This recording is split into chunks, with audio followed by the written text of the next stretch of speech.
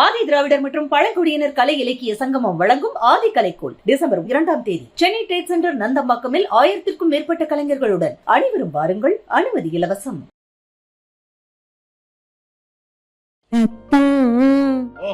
என்னத்தான் இவர் என்னைத்தான் எப்படி சொல், இதுக்கு மேல வெக்கப்பட மாட்டேன்ட்டாங்க. நான் சொன்னேன் கல்யாணம் வேண்டாம், லவ் பண்ணியாவது பண்ணி தொலையாண்டி அப்படின்னு. அவங்க சார்பா நான் கேக்குறேன், மேக்கா லவ் மேரேஜ் பண்ணா ஒத்துப்பீங்களா? கட்டாயம் மாட்டேன். நம்ப மாட்டீங்க, இவங்களை லவ் பண்ணணுங்கிற நேரத்தில் ஒரு சினிமாவுக்கு போனதில்லை, ஒரு ஹோட்டலுக்கு போனதில்லை, ஒரு பீச்சுக்கு போனதில்லை, எங்கேயுமே போனது. பாட்டு பாடினார்ல ரொம்ப, இவர் அப்போ அந்த காலத்தில் சிம்ரனோட ஃபேன். ஐ திங்க் பெரிய பத்திரிக்கை, அது லீடிங் பத்திரிக்கை தான். அதில் கேட்டாங்க, சார் இப்போ உங்களுக்கு ஒரு நடிக்கிறதுக்கு வாய்ப்பு வருதுன்னு வைங்க, நீங்கள் எந்த ஹீரோயின் கூட நடிக்க விரும்புறீங்க அப்படின்னா ஒன்றும் இல்லைன்னு சொல்லியிருக்கணும்ல. என்ன பண்ணிவிட்டாரு, சிம்ரன் கூடன்ட்டாரு. அது இவர் இன்டர்வியூ கொடுத்தது எனக்கு தெரியாது. சிம்ரன் கூட நான் அந்த பத்திரிக்கை வீட்டில் படித்து பார்க்குற சிம்ரன் அந்த பத்திரிக்கை விட்டு எரிஞ்சாங்க. நான் அவ்வளோ வேண்டான்னேங்க, எப்பேற்பட்ட ரோலாக இருந்தாலும் வேண்டாம் வேண்டாம், நடிப்பு துறைக்கு போக வேண்டாம், எனக்கு வேண்டாம், நான் பாட்டை பார்த்தா நான் கல்யாணம் பண்ணேன், நீங்கள் நடிப்பீங்கன்னு தெரிஞ்சால் நான் கல்யாணமே பண்ணியிருக்க மாட்டேன் அப்படின்லாம் சண்டை போட்டேன். அது சொல்கிறேன் அப்படின்னாரு. எத்தனை நாள் நடிச்சாரோ, எப்போ கேட்டாலும் அது சொல்கிறேன்னாரு. நான் அப்போவே புரிஞ்சுக்கிட்டேன் சம்திங் ராங் அப்படின்னு, அது தப்பு அப்படின்னு சொல்லிட்டு ரொம்ப இது பண்ணா அந்த படம் பார்க்க முடியாதுன்னு சொல்லிட்டேன். நான் பார்க்கவே முடியாது. மடியில் படுத்தீங்களே சார் ஆஹான்னாங்களா, நான் அப்படியே பார்க்குறேன், யார் மடியில் நீங்கள் படுத்தீங்க அப்படின்னு. உங்க ஸ்டைல்ல ஒரு ப்ரப்போசல், அத்தாங்கிற வேர்டை மட்டும் இன்க்ளூட் பண்ணிக்கோங்க, அவ்வளவுதான். ஆசைப்பட்டாரு சார், 30 வருஷம் ஆச்சுல, என்ன கேட்டா எப்படி சொல்லும்? நீங்க பாட்டுலாம் பாடுவீங்க, அப்படி கூட சொல்லலாம். 2 லைன் ஏதாவது ரொமான்டிக்கா அப்படி அது கவிதை மாதிரி சொல்லலாம். அத்தான் ஆட் பண்ணிக்கலாம், இப்ப எது வேணா பண்ணலாம். என்னத்தான் இவர் என்னைத்தான் எப்படி சொல், இதுக்கு மேல வெக்கப்பட வைக்காது. ஆடாதே வசந்த மல்லிகை ரோசாவே. மாமா தேங்க்ஸ் மாமா. சரி சார், இந்த ப்ரப்போசல் ஞாபகமா வச்சுக்கணும் சார். இது ஒரு ஸ்பெஷல் டேல உங்களுக்கு கிடைச்ச ஒரு special proposal. Okay, so I think இப்போ it's time for Pallavi and மேக்கான்னு நினைக்கிறேன். நாங்கள் நிறைய கேள்விகள் கேட்டுட்டோம். ஸோ எங்ககிட்ட சில கேள்விகள் இருக்கு. இதில் ஏதாவது நீங்கள் கேட்கணும்னு நினச்சதோட சேர்த்து இதையும் நீங்கள் அப்பா அம்மா கிட்ட சில கொஸ்டின்ஸ் கேட்க போறீங்க. ஸோ அவங்க ஆன்சர் கொடுக்க போகிறாங்க. ஓகே, இதான் இங்கே இருக்க கொஸ்டின்ஸ் இருக்குது, படிச்சுக்கோங்க. ஓகேயா, ஃபர்ஸ்ட் கொஸ்டின் நான் லவ் மேரேஜ் பண்ணியிருந்தா அக்செப்ட் பண்ணியிருப்பீங்களா? அதான் கேள்வி. இதுதான் கொஞ்சம் கஷ்டம், அது சொல்லாமான்னு தெரியல எனக்கு. நீங்கள் அது என்னன்னா, லவ் மேரேஜ் பண்ணாலும் பரவாயில்ல, நான் சின்ன வயசுலேருந்தே எனக்கு ஒரு இது, ஏன்னா இப்போ இருக்கிற சமுதாயம் அதுக்கு இவ்வளோ எக்ஸ்பிளனேஷன் தேவையான்னு தெரியல. ஒன்றா இவர் சொந்த அந்த வழியில், இல்லாட்டி என் வழியில் பண்ணுன்ற மாதிரி தான் சொன்னேன். லவ் பண்ணாலும் மேரேஜ் அப்படி தான் பண்ணணும். அவங்களுக்கு என் மேல் நம்பிக்கை உண்டு. நான் லவ் பண்ண மாட்டேன்ட்டாங்க. நான் சொன்னேன் கல்யாணம் வேண்டாம், லவ் பண்ணியாவது பண்ணி தொலையாண்டி அப்படின்னு. நான் ஒரு பாயிண்ட்ல கல்யாணமே வேண்டான்னு சுத்திட்டு இருந்தப்போ நீ லவ் மேரேஜாவது பண்ணுமா அப்படின்ட்டாங்க. அண்ட் நான் லவ் பண்ணியிருந்தனாலும் நான் கரெக்டான ஆளை சூஸ் பண்ணியிருப்பேன்ற நம்பிக்கை அவங்களுக்கு. அதுக்கு எனக்கே ஆன்சர் தெரியும். இதுதான் ஆன்சர். சரி, அந்த கொஸ்டின் இப்போ இவங்க கேட்டா என்ன சொல்வீங்க? அவங்க கல்யாணம் பண்ணிட்டாங்க, மேக்கா லவ் மேரேஜ் பண்ணா ஒத்துப்பீங்களா? கட்டாயம் மாட்டேன். மேக்கா வெரி டிஃபிகல்ட்டா, ஓகேவா? கல்யாணமே வேண்டாம், நான் இப்போதான் செகண்ட் இயர் வந்திருக்கேன், பாவம்னா. சரி, இல்ல அவங்களுக்கு பசங்களுக்கு முதலாவது தெரியுமா, நாங்க எது செஞ்சாலும் கரெக்டா செய்வோம். இது வரைக்கும் எல்லாமே எங்ககிட்ட சின்ன விஷயமா அவ்வளோ. ஏங்க இவளை கேளுங்க, கல்யாணம் தான் ஆயிடுச்சு இல்ல, வீட்டுக்காரர்கிட்ட கேட்டு செய்யலாம் இல்லை, எது இருந்தாலும். அம்மா நான் அடுத்தது என்ன படிக்கட்டுமா எம்டியில், அப்பா நீங்களும் சஜஷன் கொடுங்க. ஒவ்வொன்றும் அம்மா அப்பாட்டமே ஜாயிண்ட் டெசிஷன்ஸ் தான். ஆமா ஆமா. சரி, இது மேம் சொல்லிட்டாங்க, நீங்க என்ன? அல்ல, அவங்க எடுத்த முடிவு எதா இருந்தாலும் சரியா இருக்கும். அப்ப அவங்க தான் கேப்டனா? 3 பேருக்கும் கேப்டன் அவங்க தான். சரி, ஓகே. முடிவெல்லாம் அவங்க தான் எடுப்பாங்க. அதுல பல்லவி மூத்த பொண்ணு எந்த டிசிஷன் அவ எடுத்தாலும் பர்ஃபெக்ட் 100%. அவளுக்கு நான் தான் தேர்ந்தெடுத்தேங்க மாப்பிள்ளை. என்ன குவாலிட்டிஸ்லாம் மைண்ட்ல வச்சிருந்தீங்க? இந்த நான் என்கிட்ட ப்ரப்போசல் வந்தப்ப நேரா கூட்டி போய் அவங்கள்ட்ட விட்டுட்டேன். நீங்க எல்லாம் பேசிட்டு முடிவு பண்ணி சொல்லுங்க. ஓகே, டைரக்டா அங்கதான். அது நான் தான் முடிவு பண்ணேன். அவளுக்கு மாப்பிள்ளை நல்லா இருக்காங்க. அதே போலதான் மேகாக்கும் நாங்க தேர்ந்தெடுப்போம். நல்லா அவங்களுக்கு, அதாவது அவங்களுக்கு என்ன தேவைன்றது எங்களுக்கு தெரியும் இல்லையா? எல்லாருக்குமே கூட இருக்கிற எங்களுக்கு தான் பேரண்ட்ஸ் தெரியும். அளவுக்கு நல்லா இருக்கணும்னு அவங்க குழந்தைங்களுக்கு வேற யாருமே நினைக்கவே முடியாது. அவளுக்கு என்ன பிடிக்கும் பிடிக்காது, மாப்பிள்ளை வந்தாலும் எந்த மாதிரி பிடிக்கும் பிடிக்காதுன்றது எங்களுக்கு தெரியும் இல்லையா? சோ நாங்க தான் தேர்ந்தெடுப்போம். சூப்பர். Next question. இவங்க லவ் பண்ணிக்கிட்டே அப்படி சொல்றாங்கன்னு நிறைய பேர் நினைப்பீங்க. நாங்க லவ் பண்றது ஒரு காரணம் இருந்தது. அதுக்கு வந்து அது வந்து கண் முன்னாடி தெரிஞ்சது. எங்களோட வளர்ச்சி இசை வந்து எங்களை கொண்டு போகுங்கிற ஒரு நம்பிக்கை இருந்தது. கண் முன்னாடி தெரியுது எங்களுக்கு. அதனால அந்த நேரத்தில் வந்து ஃபோக் சாங்ஸ் வந்து 2 பேர் சேர்ந்து பாடுறவங்க யாருமே இல்லை. நாங்க தான் முதல்ல ஆரம்பிச்சோம். நாங்க தான். அப்ப நம்ம டாப்ல வந்து பயங்கர டாப் பீக். ஆமா, கண் முன்னாடி தெரியுது. அதனால நாங்க இல்ல அது மட்டும் இல்லம்மா, இப்போ எனக்கும் இவருக்கு இருக்கிற அண்டர்ஸ்டாண்டிங் எல்லாருக்கும் இருக்கும்னு சொல்ல சொல்ல முடியாது. ஏன் பசங்களுக்கு இருக்குமான்னு சொல்ல அந்த முடியாது. மெச்சூரிட்டி, அந்த அண்டர்ஸ்டாண்டிங் அது ஒண்ணு. இன்னொன்னு பாத்தீங்கன்னா அவரா தான் கல்யாணம் ஆயிடுச்சே ஒழிய அவரா தான் வாழ்ந்துட்டு இருக்காரு. நான் தான் வாழ்ந்துட்டு இருக்கேன். 2 பேருமே இன்சிஸ்ட் பண்ணிக்கல. நீ எனக்காக இது மாத்தணும்னு சொல்லிக்கல, நான் அவருக்காக மாத்திக்கிட்டதும் கிடையாது. அவர் எனக்காக வேணா கொஞ்சம் மாத்தி இருக்காரு. ஆனா நம்ப மாட்டீங்க, இவங்களை லவ் பண்ணணுங்கிற நேரத்துல ஒரு சினிமாவுக்கு போனதில்லை, ஒரு ஹோட்டலுக்கு போனதில்லை, ஒரு பீச்சுக்கு போனதில்லை, எங்கேயுமே போனதில்லை. பட் அது வந்து இப்போ நான் சமீப காலங்களில் பார்க்கறதுங்க, கல்யாணம் பண்ணிக்கிறாங்க. பட் அதுக்கப்புறம் பார்த்தீங்கன்னா நீ எனக்காக இப்படி எல்லாம் மாறணும், உணவுலேருந்து உடையிலிருந்து கலாச்சாரத்திலிருந்து எல்லாமே மாறணும்னு சொல்றதுனால அங்க வந்து வெடிச்சு செதறி குடும்பமே பிரிஞ்சிருது. அதனால அது வந்து கொஞ்சம் நான் அதுல ரொம்ப பர்டிகுலரா. ஓகே, உங்களோட ஞாபகங்களை வந்து தூண்டி விடுற மாதிரி சில பிக்சர்ஸ்லாம் எங்க கிட்ட இருக்கு. அதை பார்க்கும் பொழுது உங்களுக்கு என்ன தோணுது அப்படின்றத நீங்க பாருங்க. எடுத்தீங்க. எனக்கு ரொம்ப பிடிச்ச பிக்சர், ரொம்ப பிடிச்ச சாரி. இது வந்து விகடன் பத்திரிகைக்காக தொடர் ஒண்ணு எழுதிட்டு இருந்தோம் நாங்க. அப்ப அவங்க எடுத்த பிக்சர் இது. கல்யாணம் ஆகி எத்தனை? இது பல்லவி பிறந்ததுக்கு அப்புறங்க. ஓகே ஓகே, பேரும் பப்ளியா இருக்காங்க. சரி, இந்த 2 பேருமே வந்து மீடியாக்குள்ள இருக்கீங்க, 2 பேருமே பிரபலமான முகங்கள் அப்படிங்கும் பொழுது இந்த பொசசிவ்னஸ் அதெல்லாம் வந்து இருந்திருக்கா மேம்? உங்களுக்கு இருந்திருக்கா? சாருக்கு ஒரு ஃபேன் ஃபாலோயிங் வருது. அவர்தான் கடிவாளம் கட்டியாச்சுல, அப்புறம் என்ன? எங்கே திரும்ப முடியாது சாரால, அப்படியா? எனக்கு பொசசிவ்னஸ் எல்லாம் கிடையாதுங்க. அப்படி பாத்தீங்கன்னா ரொம்ப அழகான பொண்ணு இட்டாலியில வந்து அப்படியே கட்டி பிடிச்சிட்டு விட மாட்டேங்கிறா. எதுக்கு? நேத்து கூட தான் சொன்னாங்க என்ன இட்டாலியன் கேர்ள்ஸ் ரொம்ப அழகுன்னு. ஆமா, ரொம்ப இட்டாலியன் கேர்ள்ஸ் ரொம்ப அழகு. அதுவும் சிசிலியில கச்சேரி. சிசிலி கேர்ள்ஸ்னாலே கண்ணதாசன் அவர்களே சொல்லியிருக்காரு ரொம்ப அழகான பெண்கள். பார்க்க அவ்வளோ அழகா இருந்தா. நான் லவ்வரோட வந்திருந்தா. இவர் பாடினது அவளுக்கு மொழி தெரியல. ஒரு பாட்டு கேட்டு போலான்னு உட்கார்ந்தாங்களாம். ஆனா பாத்தீங்கன்னா கடைசி வரைக்கும் உட்காந்து பாட்டை கேட்டு போனாங்க. லாஸ்ட்ல என்ன சொன்னாங்க, எனக்கு மொழி தெரியல, ஒன்றும் புரியல, ஆனா கூட அந்த உணர்வு என்னால புரிய முடிஞ்சு. வாட் அ வாய்ஸ் அப்படின்னு இவரை கட்டி பிடிச்சிட்டு. ஆக்சுவலா இவரு தான் பொசசிவ்ங்க கொஞ்சம். சார் சொல்லுங்க, என்ன சார்? அப்படியா சார்? மைக்ல சொல்லுங்க அதை எல்லாரும் இவங்க கல்யாணம் பண்றதுக்கு முன்னாடியில இருந்தே பொசசிவ்னா பாத்துங்க. இவங்க வருவாங்க, அந்த யூனிவர்சிட்டிலாம் படிச்சிருக்காங்க. இவங்க போனா பின்னாடி 4 பேர் போயிட்டே இருப்பாங்க. எனக்கு என்ன இந்த பசங்களுக்கு வேற படிக்கிறவன் என்ன இங்க பின்னாடி போயிட்டு இருக்கானா? பஸ் போனா பஸ்ல ஏறிப்பான். இதெல்லாம் யார் போறான்னு நோட் பண்ணி கரெக்டா கொண்டு போய் ஹெட் ஆஃப் டிபார்ட்மெண்ட்ல கொடுத்துறது. போட்டு கொடுத்துறது. அடுத்த நாள் எல்லாரும் வாங்க என்னங்க, அது யார் ஒரு பொண்ணுது, அனிதா பின்னாடி உனக்கு என்ன வேலை, கிழிச்சிருவேன், சீட்டை கிழிச்சிருவேன். அதுக்கப்புறம் யார் போட்டு கொடுத்ததுன்னு குழம்புவானுவான். அப்புறம் பார்த்தா நானும் தெரிஞ்சிடும். எனக்கு இன்னைக்கு தான் தெரியும். எத்தனை பேர் அந்த மாதிரி கட் பண்ணி விட்டுருக்கேன். பல பல போராட்டங்கள் கழிச்சு. சரி, அந்த லெட்டரை பத்தி சொல்லுங்க. அது என்ன, ஏன் பேர் போடாம அந்த லெட்டர்லாம் அனுப்பிச்சீங்க? புஷ்பவனம் குப்புசாமின்னு போட்டா தெரியும். அது என்ன குஷ்பு?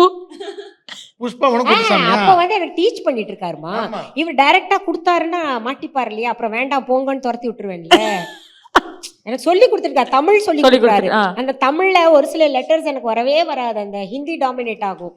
அது கா மட்டு வண்டி பொட்டி கிட்டு அப்படின்னா மட்டு வண்டி பொட்டி ஹிட்டு அப்படிம்பேன் நான். அந்த ஹா சத்தத்தை பொதுவாகவே ஹிந்தியில ஹா சத்தம் ரொம்ப டாமினேட் பண்ணும். ஒன்னா கா வரும், இல்லாட்டி வந்து ஹா சத்தம் எல்லாத்துலயும் வருமா. அந்த ஹா சத்தத்தை எடுக்கிறதுக்கு அவர் படாத பாடுபட்டாரு. 1 வருஷம் இருக்கும் கிட்டத்தட்ட. பேசுறது தெரியுது, கேக்குதானே அப்படி சொல்லுவாங்க. இவங்கெல்லாம் அது சொல்லுவாங்க. ஹா இப்போ ஹா ஹா அப்படிதான் வரும். அந்த அந்த சப்தத்தை வந்து ரிமூவ் பண்றதுக்காக அவர் எனக்கு டீச்சர் கிளாஸ் எடுத்தார். தமிழ் கொஞ்சம் சொல்லி கொடுத்தாரு. தமிழை சரியாக உச்சரிக்கிறது, பாட்டெல்லாம் சொல்லி கொடுத்தாரு. அவர் டைரக்டா புஷ்பவனம் குப்புசாமின்னு நான் விடுவேன். மைக்ல சொல்லுங்க சார். புஷ்பவனம் குப்புசாமினா புஷ்குன்னு வருது இல்லையா? திருப்பி போடுங்க, குஷ்புன்னு வரும். அதான் வேற ஒண்ணு. அவங்க என்ன ஒரு பொண்ணே இன்னொரு பொண்ணை இவ்வளவு வர்ணிச்சு எழுதுறாங்களா? அப்படி அந்த மாதிரிலாம் யோசிச்சீங்களா?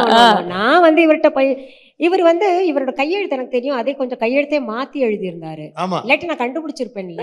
இல்ல அவங்க வந்து அவர்கிட்டயே கொண்டு போய் பாருங்க சார், யாரோ எனக்கு லெட்டர் சார் இல்ல சார், பாருங்க சார், எந்த பொறுக்கியோன்னு யாரோன்னு சொல்ல, எந்த பொறுக்கியோ எனக்கு வந்து லவ் லெட்டர் மேல லவ் லெட்டர் அனுப்பிட்டு இருக்கு. அப்படியா, கொண்டாங்க பார்க்கலாம் அப்படிம்பாரு. படிச்சு சார் ஒரு சிலது எனக்கு அப்போ ஃபாஸ்டா படிக்கிறது, அப்போ படிச்சு பார்த்துட்டு நான் அவரே அதுலயும் தமிழ் கிளாஸ் நடந்திருக்கு, அந்த லவ் லெட்டர் வச்சு தமிழ் கிளாஸ் நடந்திருக்கு. அப்போ இவரே படிப்பாரு. இவரே படிச்சு படிச்சு என்ன பண்ணுவாரு, இப்பதான் நான் யோசிக்கிறேன், படிச்சு படிச்சு என் முகத்தை இப்படி பாப்பாரு, அப்புறம் படிப்பாரு, இப்படி பாப்பாரா, இப்பெல்லாம் தான் நான் யோசிச்சு பாக்குறேன். மனுஷன் சொல்லுவேன், நல்லா தான் எழுதியிருக்காங்க பாரு கவிதை. குயிலே சொல்லுவாரு, நீ இசை என்னும் வானில் சிறகடித்து பறக்க நினைக்கிறாய். ஆ, குயிலே ஆ. நீ இசை என்னும் வானில் சிறகடித்து பறக்க நினைக்கிறாய், உனக்கு தெரியாது அந்த சிறகுகளே நான் தான் என்று. ஆஹா. சரி, என்னதான் சார் நீங்க வந்து இந்த மாதிரி கவிதைகள்லாம் அழகா எழுதினாலும் அந்த தொட்டு தொட்டு பேசும் சுல்தானால ஒரு 2 வரி கேட்டாதான் எங்களுக்கு சிறப்பா இருக்கும்னு நினைக்கிறேன். Please sir. ஐயோ எனக்கு ரொம்ப பிடிச்ச பாட்டு. ஓகே, மேம்கே டெடிகேட் பண்ணிருக்கீங்க அப்போ. தொட்டு தொட்டு பேசும் சுல்தானா, தொட்டவுடன் நெஞ்சில் தில்லானா, தொட்டு தொட்டு பேசும் சுல்தானா, தொட்டவுடன் நெஞ்சில் தில்லானா, கொடுத்தால் குறையாது பள்ளி கொள்ளவாடி அழகே தருவேன் மாயா சுல்தானே சுல்தானே சுல்தானே சுல்தானே.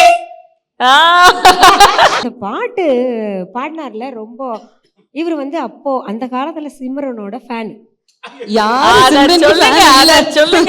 எல்லாரும் கதைய எனக்கு வந்து பொசசிவ் கேட்டீங்கல்ல, ஒரு பத்திரிகையில சும்மா விளையாட்டுக்கு இந்த மாதிரி கேள்வி எல்லாம் கேட்பாங்கல்ல, எடக்கு முடக்கா கேம் மாதிரி கேட்பாங்கல்ல, ஐ திங்க் பெரிய பத்திரிக்கை, அது லீடிங் பத்திரிக்கை தான். அதுல கேட்டாங்க, சார் இப்போ உங்களுக்கு ஒரு நடிக்கிறதுக்கு வாய்ப்பு வருதுன்னு வைங்க, நீங்க எந்த ஹீரோயின் கூட நடிக்க விரும்புறீங்க அப்படின்னா, ஒன்றும் இல்லைன்னு சொல்லியிருக்கணும்ல, என்ன பண்ணிவிட்டாரு, சிம்ரன் கூடன்ட்டாரு.